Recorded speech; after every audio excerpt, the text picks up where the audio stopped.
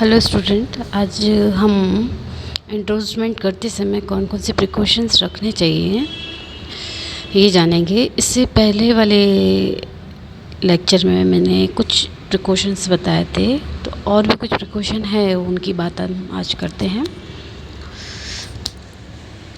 अब इसमें जो आता है वो आता है एंडोर्समेंट करते समय अगर कोई इलिटरेट पर्सन है तो प्रश्नांकन करते समय क्या प्रिकॉशन रखने चाहिए, है ना। तो अगर कोई प्रश्नांकन को हस्ताक्षर सिग्नेचर करना नहीं आता है और वह अनपढ़ है तो जनरल क्लॉजेज एक्ट की धारा 52(3) के अनुसार ऐसे स्त्री और पुरुष को प्रश्नांकन करने के लिए अपने अंगूठे का निशान जो है वो वैलिड माना जाता है, बशर्ते अंगूठे का निशान जो है किसी विश्वसनीय व्यक्ति द्वारा प्रमाणित होना बहुत ज़रूरी है। यदि अनपढ़ व्यक्ति वुमेन है तो उसके दाहिने हाथ का अंगूठे का निशान, और अगर इलिटरेट पर्सन मैन है तो उसके बाएं हाथ के अंगूठे का निशान लगाना होता है।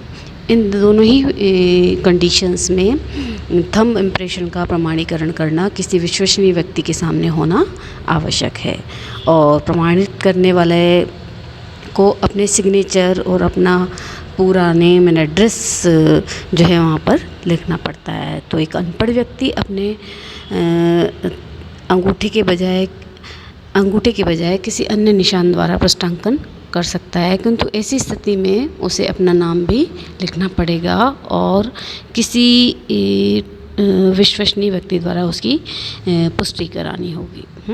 तो ये तो हुआ इलिटरेट पर्सन के संदर्भ में हमें क्या क्या प्रिकॉशन रखने चाहिए। अब इसी में दूसरा आता है कि रबर स्टैम्प के द्वारा प्रश्नांकन करते समय क्या क्या प्रिकॉशन रखना चाहिए। तो केवल एक अधिकृत व्यक्ति द्वारा ही रबर स्टैम्प से किया जाता है प्रश्नांकन, और तभी वो वैध और रेगुलर माना जाता है, और कोई अनाधिकृत व्यक्ति द्वारा रबर स्टैम्प से किया गया एंडोर्समेंट जो है अवैध और अनियमित माना जाता है।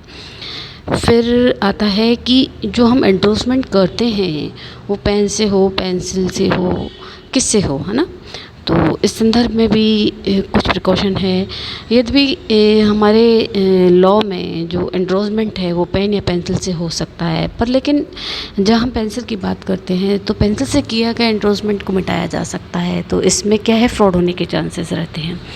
तो जब भी एंडोर्समेंट किया जाए वो पेन द्वारा किया जाना ही उपयुक्त होता है। पेंसिल से किया गया जो भी एंडोर्समेंट होता है वो कानून द्वारा मान्य तो है, पर एक अनुचित नहीं है एक तरह से, ना। फिर आता है इसमें कि अगर जॉइंट पेई हो तो एंडोर्समेंट करते समय कौन कौन सी सावधानियां बरतनी चाहिए।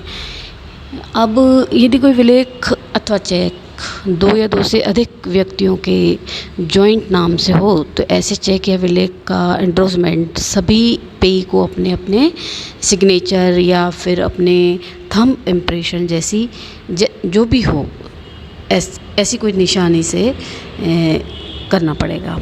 और अगर हम पार्टनरशिप की दशा में या उनमें से किसी एक को भी या सभी को अधिकृत किए जाने पर वो भी जो है एंडोर्समेंट कर सकता है, और ये वैलिड होता है और एक नियमित माना जाता है, ठीक है। फिर इसी में आता है एक और एंडोर्समेंट का टाइप एंडोर्समेंट में कि अगर ट्रस्टी द्वारा एंडोर्समेंट किया जाए तो उस समय क्या प्रिकॉशन रखना चाहिए।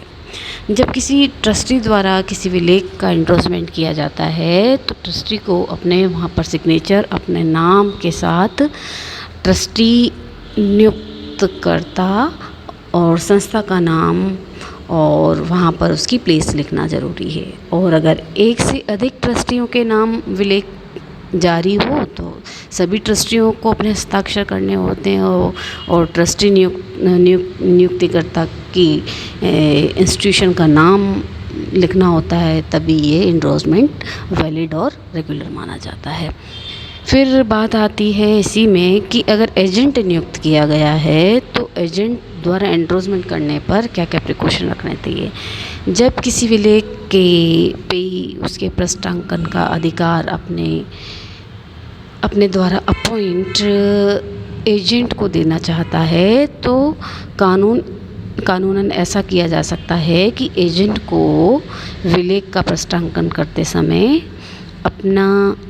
अपनी सारी चीज़ें उस विलेख पर स्पष्ट रूप से उल्लेख कर देने चाहिए, ताकि कोई भी विलेख हो जिसका कि डिसऑनर की स्थिति में वो पर्सनली जो है इसके लिए उत्तरदायी नहीं होगा। फिर आता है एडमिनिस्ट्रेटिव या एग्जीक्यूटिव द्वारा अगर पृष्ठांकन किया जाए तो क्या सावधानी बरतनी चाहिए। तो जब न्यायालय द्वारा किसी कंपनी या संस्था के समापक पर उसके निष्पादक या प्रशासक को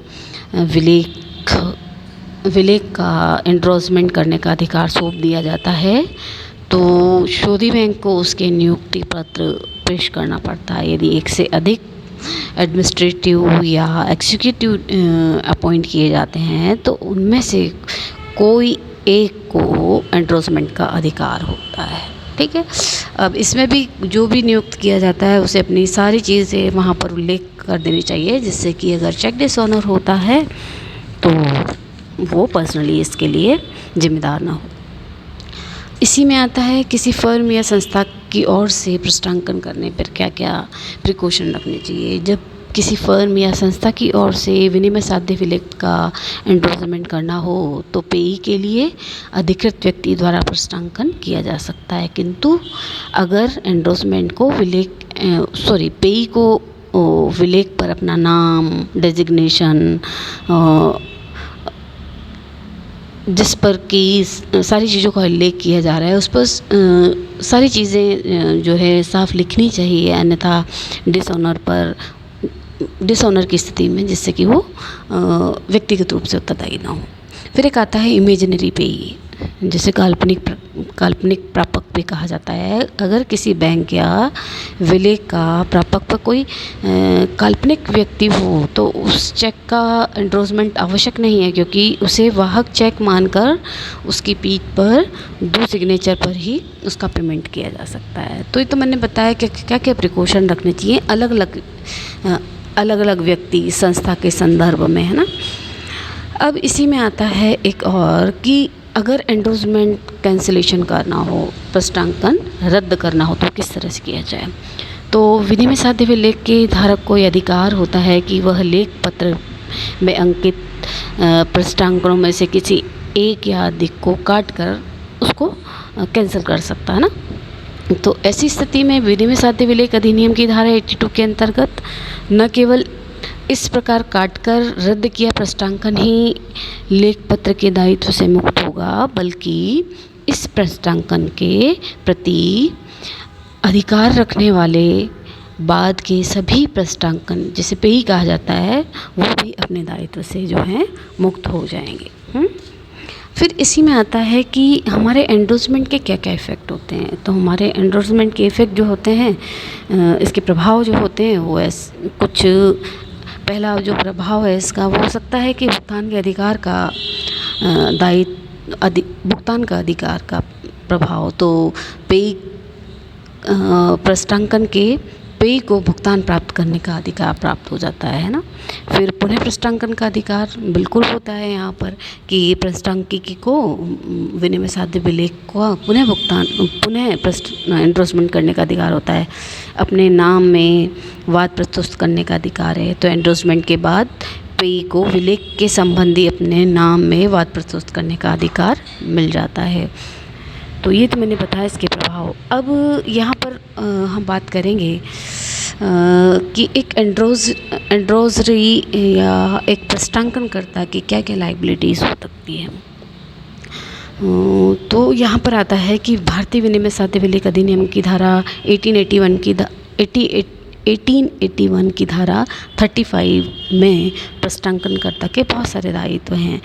और इसके दायित्व को कुछ ऐसे बताया गया है जो कि जो कि एक डेफिनेशन के रूप में है। वो डेफिनेशन कुछ इस तरह की है जैसे कि विपरीत आशय के अभाव में जो कोई भी परिपक्वता के पूर्व किसी विनिमय साध्य विलेख पर प्रष्टांकन कर सुपुर्गी देता है, पर ऐसा प्रष्टांकन में स्वतः अपने दायित्व का परित्याग नहीं करता, वह देनदार स्वीकारक या लेखक द्वारा अनादरण की दशा में ऐसी धारी को उस हानि की क्षतिपूर्ति करने के लिए प्रत्येक बाद वाले धारी के प्रति उत्तरदायी होता है जो ऐसे अनादरण द्वारा उसे होती है, बशर्ते कि अनादरण की सूचना प्राप्त हो गई हो अथवा दे दी गई हो।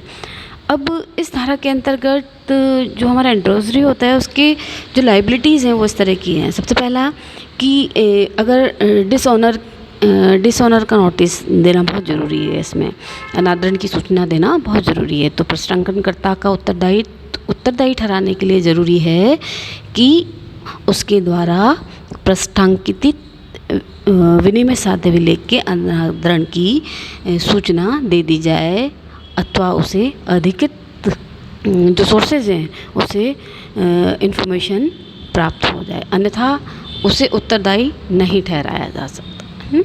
फिर होता है टाइम बेरियर एंड्रोसमेंट होता है। अब इसमें क्या होता है, जब विनिमय साध्य विलेख टाइम बेरियर हो जाने के बाद भी प्रष्टांकनकर्ता उस विलेख का प्रष्टांकन कर देता है तो वह उसे जो उसमें लिखी गई अमाउंट है उसको भुगतान करने के लिए उसी प्रकार उत्तरदायी ठहरा जा सकता है जैसा कि मांग पर देय विलेख के लिए कोई व्यक्ति उत्तरदायी होता है ना।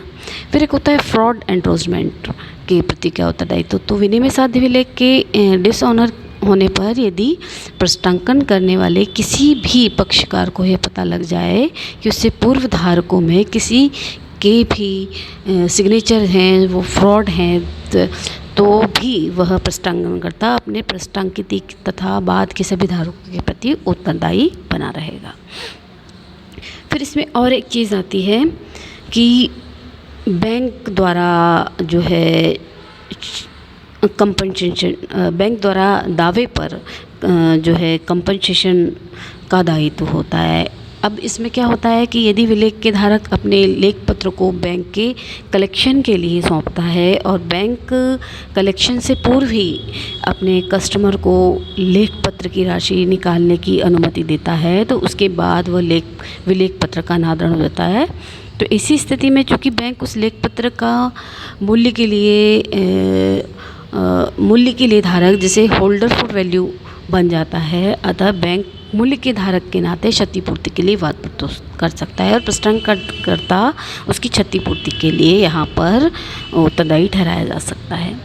हाँ, अब आता है इसमें विलेख के भुगतान तक का दायित्व क्या होता है। तो प्रष्टांकनकर्ता का विलेख पर दायित्व तब तक बना रहता है जब तक कि उसका समुचित पूरा भुगतान नहीं हो जाए और भुगतान के बाद प्रष्टांकन जो है उससे अपने आप ही मुक्त हो जाता है। तो ये तो मैंने बताया कि क्या क्या लायबिलिटीज़ हो सकती है एक प्रष्टांकनकर्ता की। अब आता है कि किन दशाओं में किसी कंडीशंस में एक प्रष्टांकनकर्ता या लेखक जो है लेखक की मुक्त हो जाता है ना। तो विनिमय साध्य विलेख के अधिनियम के अनुसार ये ऐसी बहुत सी दशाएं हैं जिसमें एक लेखक जो है अपने दायित्व से मुक्त होता है। जैसे विलेख का भुगतान हो जाने पर जो है एक लेखक मुक्त हो जाता है, ये अधिनियम की धारा 82C के अनुसार है। फिर शर्तें पूरी न होने पर यदि लेखक या प्रष्टांकनकर्ता विलेख में शर्त लगा देता है और शर्त पूरी न हो तो अनादरण की दशा में वो उत्तरदायी नहीं होता है। फिर विलेख में महत्वपूर्ण परिवर्तन करने पर अधिनियम की धारा 85 के अनुसार धारक द्वारा विलेख में महत्वपूर्ण परिवर्तन कर दिए जाने पर लेखक दायित्व से मुक्त हो जाता है ना। परंतु यदि यह परिवर्तन प्रष्टांकन से पूर्व कर दिया गया है तो धारा 88 के अनुसार प्रष्टांकनकर्ता अपने दायित्व से मुक्त नहीं हो सकता। फिर दायित्व रहित प्रष्टांकन करने पर जब विलेख का लेखक दायित्व रहित प्रष्टांकन करता है तो अधिनियम की धारा 52 के अनुसार वह अपने दायित्व से मुक्त हो जाता है। फिर विलेख के धारक द्वारा स्वीकारक या प्रष्टांकनकर्ता का नाम काट देने पर अधिनियम की धारा 82A के अनुसार विलेख दायित्व से मुक्त हो जाता है। तो ये तो मैंने बताया है कि कब कब वो अपने दायित्व से मुक्त हो जाता है। अब बात आती है कि एग्ज़ाम में किस तरह के क्वेश्चन पूछे जाते हैं। तो सिंपल से क्वेश्चन इसमें से आते हैं, छोटे छोटे से, कि एंडोर्समेंट क्या होता है ना। फिर इसमें आता है कि इसके जो टाइप्स होते हैं वो पूछ लिए जाते हैं। इसकी आवश्यक शर्तें या कौन कौन सी परिस्थितियां हैं ये पूछ ली जाते हैं। और क्या क्या प्रिकॉशन रखने चाहिए, ये चीज़ें जो छोटे छोटे क्वेश्चंस इसमें बन जाते हैं। तो उसको ऐसे तैयार कीजिएगा।